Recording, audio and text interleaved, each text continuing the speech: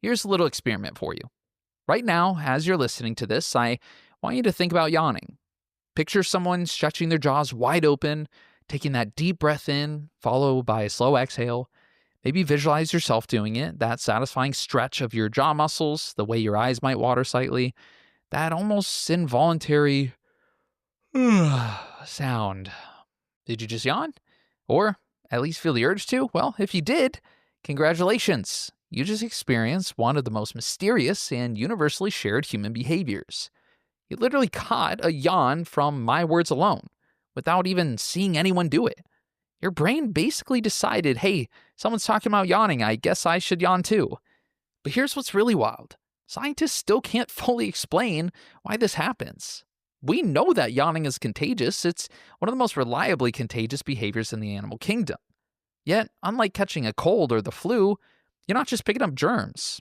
Unlike laughing, which spreads because something is funny, yawning spreads even when nothing is particularly sleepy or boring about the situation. Some researchers think it's about empathy, that yawn contagion reveals something deep about how we connect with others. Now, others believe it's an ancient survival mechanism hardwired into our brains to keep groups alert and coordinated. And then there's the theory that yawning is basically your brain's air conditioning system, and seeing someone else yawn is like a social thermostat adjustment. The mystery gets even stranger when you realize that not everyone catches yawns equally. Some people are yawn magnets, while others seem completely immune. Children under 4 rarely catch yawns at all. People with certain psychiatric conditions show different patterns of yawn contagion. And it's not just humans. Dogs, chimpanzees, and even some birds catch yawns too. But cats? Apparently, they're too cool for contagious yawning. So, let's start with what we actually know happens in your brain when you see someone yawn. Now, scientists have been sticking people in MRI machines and showing them videos of yawning faces, and what they discovered is pretty fascinating. When you observe someone yawn, specific regions of your brain light up like a Christmas tree. Now, the star of the show is an area called the inferior frontal gyrus, particularly a region known as Brodmann Area 9. This is part of what scientists call the mirror neuron system, brain cells that fire both when you perform an action and when you watch someone else perform that same action. Think of mirror neurons as your brain's built-in copy machine. When you see someone reach for a cup of coffee, your mirror neurons fire as if you're reaching for that cup yourself.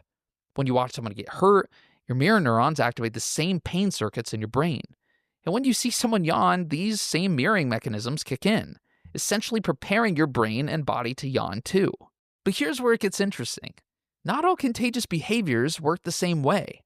Researchers tested this by showing people videos of yawning and also videos of nose wiping.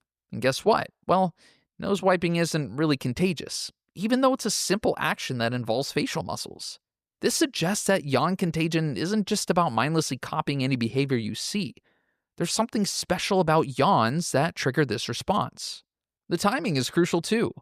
Brain scans show that the decision to yawn happens in your brain before you're even consciously aware of it. It's what scientists call an automatic or involuntary response. You can try to suppress it, and about half the time you'll succeed in stifling the yawn, but you really can't control whether the urge appears in the first place.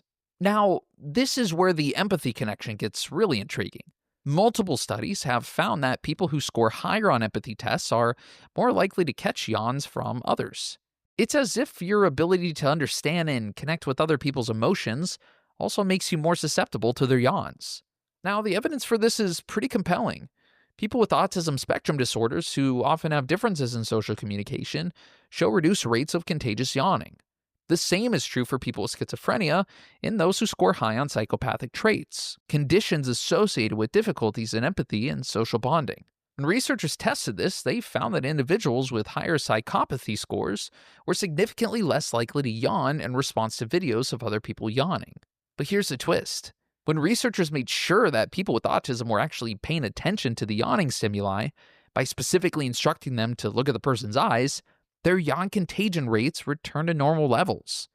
This suggests that the difference might be more about attention and social focus rather than the fundamental inability to catch yawns.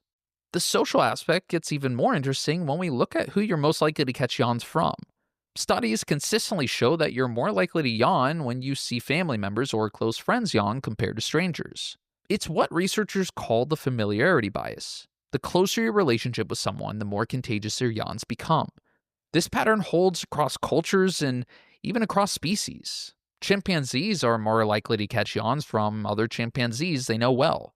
Dogs are more likely to yawn when their owner yawns versus when a stranger does it. It's as if contagious yawning is a form of social bonding, a way that close relationships literally sync up our behaviors. But wait, there's more to the story, and it involves something you probably never thought about: brain temperature. One of the leading theories about why we yawn in the first place has nothing to do with being tired and everything to do with cooling down your brain. Your brain generates a lot of heat, about as much as a 25-watt light bulb running constantly.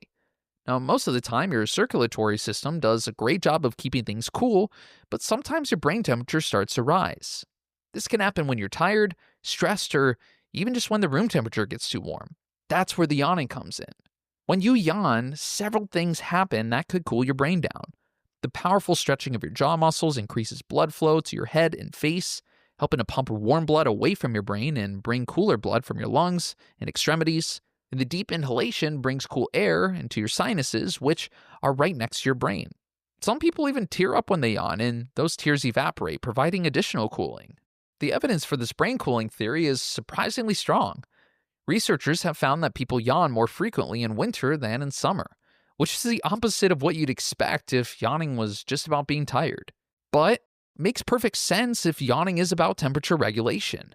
In winter, the cool air you breathe in during a yawn can actually cool your brain, while in summer, when air temperatures exceed body temperature, yawning wouldn't provide any cooling benefit. Scientists have even tested this experimentally.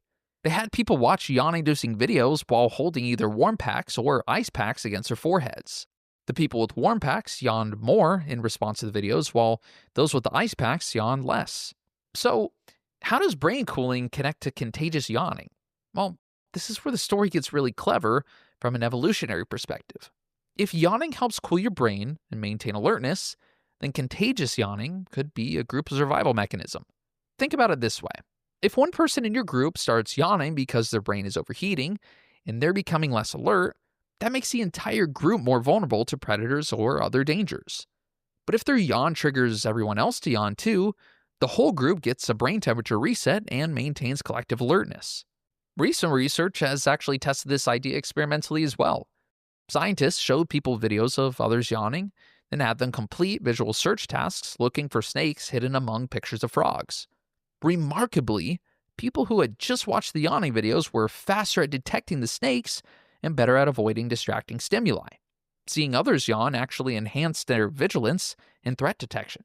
This suggests that contagious yawning might have evolved as what researchers call a collective vigilance mechanism. It's your brain's way of saying, hey, someone in our group is getting drowsy and less alert, so let's all do a brain reset to make sure we stay sharp. The timing of when contagious yawning develops also supports this theory. Human children don't typically catch yawns until around the age 4 or 5, right around the time when they start developing more sophisticated social awareness and the ability to understand that other people have different mental states than they do. Before that age, they're not really contributing to group vigilance anyway, so there would be no evolutionary advantage to catching yawns. But here's where things get really wild. While humans aren't the only species that catch yawns, research has shown that humans can catch yawns from pretty much any other species, not just other humans. Scientists tested this by showing people videos of various animals yawning: fish, amphibians, reptiles, birds, mammals, apes, and domesticated cats and dogs. Now, remarkably, 69% of participants reported catching yawns, regardless of what species they were watching. It didn't matter if the animal was closely related to humans or completely alien to our evolutionary history. People caught yawns from all of them equally. This is actually pretty surprising if contagious yawning is supposed to be about empathy or social bonding. You probably don't have much of an emotional connection with the yawning fish. But if contagious yawning is about vigilance and alertness, then it does make sense that your brain would respond to any signal that another living creature in your environment might be getting drowsy. Meanwhile, the animals that do catch yawns tend to be highly social species. Chimpanzees catch yawns from other chimps, and they're more likely to catch them from chimps they know well. Dogs catch yawns from humans and from other dogs. Even some birds, like parakeets, show contagious yawning. But cats, as I mentioned earlier, well, as far as researchers can tell, cats don't catch yawns. This might be because cats are more solitary hunters rather than group-living animals, so there would be less evolutionary pressure for them to develop collective vigilance mechanisms. Now, here's a detail that might blow your mind and you can take to your next Christmas party. You don't need to even see someone yawn to catch one. Researchers have found that just hearing a yawn can trigger contagious yawning. They played audio recordings of yawns to people and found that the sound alone was enough to make them yawn in response. This makes sense if you think about it from a practical standpoint. In the wild, you might hear someone in your group yawn even if you can't see them. Maybe they're behind you, or it's dark, or you're all sleeping in the same cave. So, why are yawns contagious? Well, the answer appears to be for multiple reasons. At the neurological level, contagious yawning is mediated by your mirror neuron system, the same brain circuits that help you understand other people's actions and emotions. When you see someone yawn, your brain automatically activates the same motor programs it would use to produce a yawn yourself, often leading to the actual behavior. At the psychological level, yawning appears to be primarily a brain cooling mechanism. When your brain temperature rises due to fatigue, stress, or environmental factors, yawning helps regulate that temperature and maintain optimal cognitive function. At the physiological level, yawning appears to be primarily a brain cooling mechanism. When your brain temperature rises due to fatigue, stress, or environmental factors, yawning helps regulate that temperature and maintain optimal cognitive function. This is why you yawn more in winter than summer, and why external brain cooling can reduce yawn frequency. And at the social level, contagious yawning seems to serve as a collective vigilance mechanism. When one member of a group shows signs of reduced alertness through yawning, the contagious spread of yawning helps reset everyone's brain temperature and maintain group alertness. At the evolutionary level, this system makes perfect sense. Groups that could maintain collective vigilance would have had survival advantages over groups where individuals became drowsy and inattentive at random times. And what's perhaps most remarkable about contagious yawning is that it demonstrates how deeply interconnected our brain's behaviors really are. A simple automatic action like yawning turns out to connect brain temperature regulation, social bonding, group vigilance, empathy, motor control, and evolutionary survival strategies all in one elegant system. So, the next time you catch a yawn from someone, remember that you're experiencing millions of years of evolution at work. Your mirror neurons are firing, your brain is potentially getting a temperature reset, your vigilance might be getting enhanced, and you're participating in a form of social coordination that helped keep human groups alive and alert throughout their evolutionary history. And yes, you probably yawned at least once during this episode. And if you did, congratulations. Your brain responded automatically to verbal descriptions of yawning, activated your mirror neuron system, possibly regulated your brain temperature, and connected you to an ancient pattern of human social coordination. Now that's something worth staying awake for.